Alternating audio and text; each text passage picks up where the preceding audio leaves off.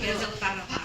Di Gaza Utara luasnya itu sekitar 6.000 meter, 4 lantai dan 1 lantai basement, ya.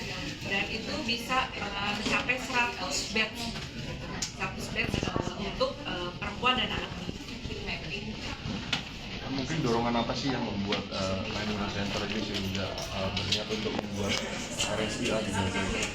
Jadi Maimunah Center itu kan divisi perempuan, Pak, khususnya divisi perempuan. Jadi kita melihat 70% korbannya itu perempuan dan anak-anak di Gaza. Dan oleh karena itu kita pernah membuat ya gitu ya, dari tim-tim engineer kita pernah membuat di rumah sakit di Gaza. Oleh karena itu, karena kita punya pengalaman sedikit, jadinya kita akan membuat rumah sakit ibu dan anak, khususnya ibu dan anak itu di Gaza juga.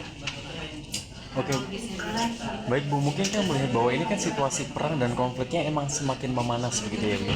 Dan ini seberapa optimis begitu ke depannya ini akan berjalan begitu proyeknya? Ya kita pasti optimis ya, katanya Pak Diaksa, Imam bilang pasti harus optimis ya, gitu. Pasti rumah sakit ibu dan anak ini pasti akan berdiri insya Allah ya. Dan kita pasti optimis dan sehingga bisa membantu rakyat di Gaza khususnya perempuan dan anak-anak. Dan ini kan dikirimkan tim advance gitu ya. Ini apa sih misinya, mungkin bisa dijelaskan kembali?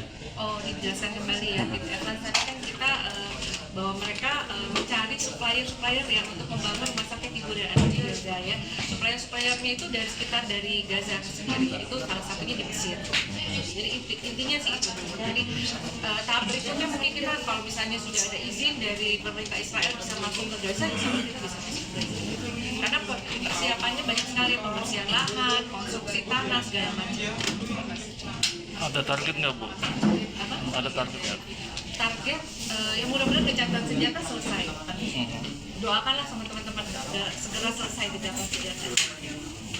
Nah, groundbreakingnya rencana kalau udah gencatan senjata selesai, kita akan insya Allah akan groundbreaking di sana. Mungkin ada nggak yang ingin disampaikan kepada masyarakat Indonesia terkait ajakan begitu untuk mensukseskan program ini bagaimana? Bismillahirrahmanirrahim. Jadi utamanya adalah dorongan kemanusiaan. Jadi karena Islam ini adalah yang rahmatan lil alamin. Jadi bagaimana seluruh umat manusia bisa merasakan rahmatnya Islam.